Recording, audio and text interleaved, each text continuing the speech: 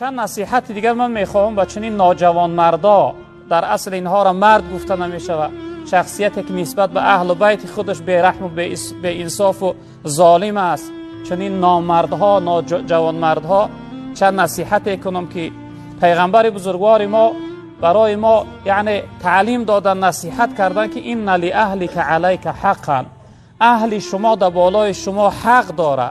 یعنی این نیست که همون لحظه شهوتت بلند شد و در جاگه در کنار و در برت باشه همون لحظه یعنی خود خنک کنی و خلاص.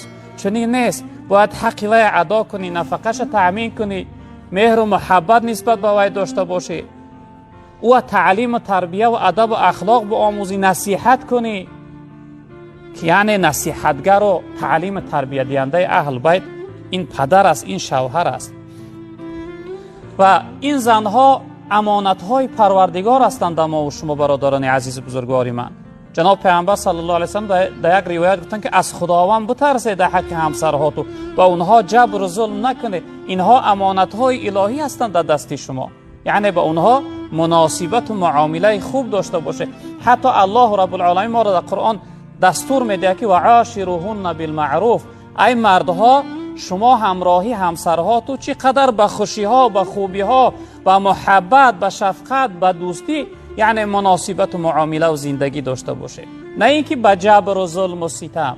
این خیلی یعنی حالت جای به انصافی و پستی است برای شخصیت مرد که به همسر خودش، به مادر فرزنداش، به رفیق حیاتش چنین جبر و ظلم داشته باشه. روزهای گذشته گفتیم که ظلمکاری در شریعت اسلام حرام است.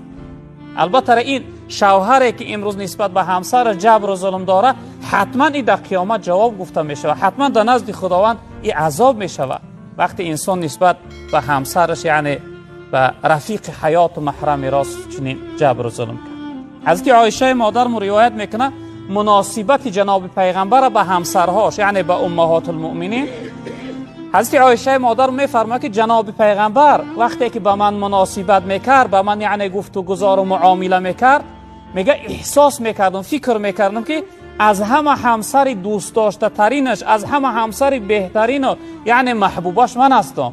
اما نسبت به دیگر همسرهاش وقتی معامله و مناسبتش میدیدم با میفتم که از همه زیادتر من بد میدیده باشه. یعنی جناب پیغمبر چی قدر به همسرهاش معامله و مناسبت خوب داشتن. حتی در یک روایت میپرسن میگن یا رسول الله از همه زیادتر شما در دنیا چی چیز دوست میداره؟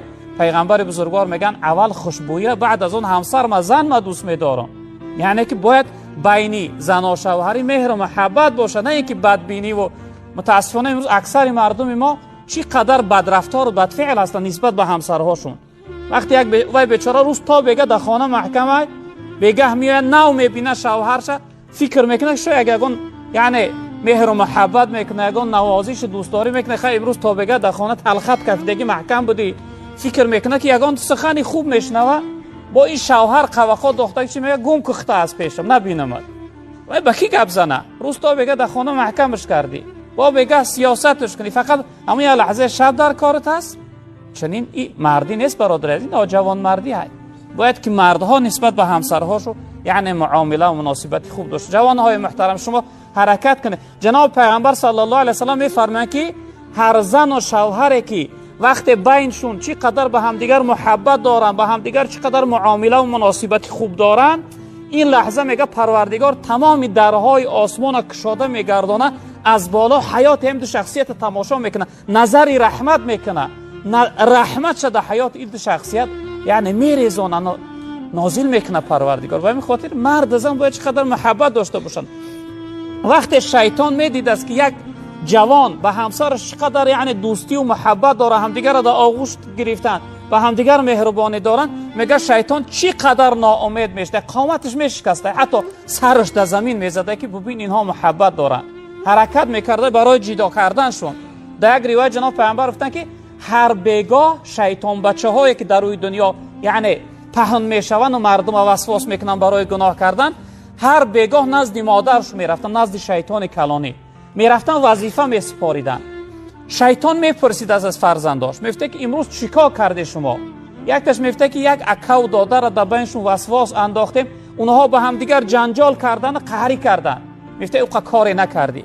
دیگرش میگفته شما چیکار کردی؟ وایش میگفته که من یک کس وسواس کردم نمازش نخوند قضا کرد. میگفته تو هم کار نکردی. دیگرش میگفته تو چیکار کردی؟ قصه کوتاه همه را میپرسیده. یک نفر یک فرزند دیگرش میپرسه تو چیکار کردی؟ میگفته یک زن شوهر جنجال انداختم بینشون طلاق جداگی افتاد. انا او را میگه در آغوشش میگرفته بوسه میکرده دبرش میشیننده میگفته کار امروز تو کردی. یعنی چی قدر شیطان خرسند میشیده در حالت صورتی که یک مرد سنش کاهش میکنه سیاست میکنه خفه میکنه طلاق میکنه از او جدا میشه. به این خاطر یعنی مردها باید نسبت به همسرهاشون چقدر مهر و محبت داشته باشن برادر عزیز.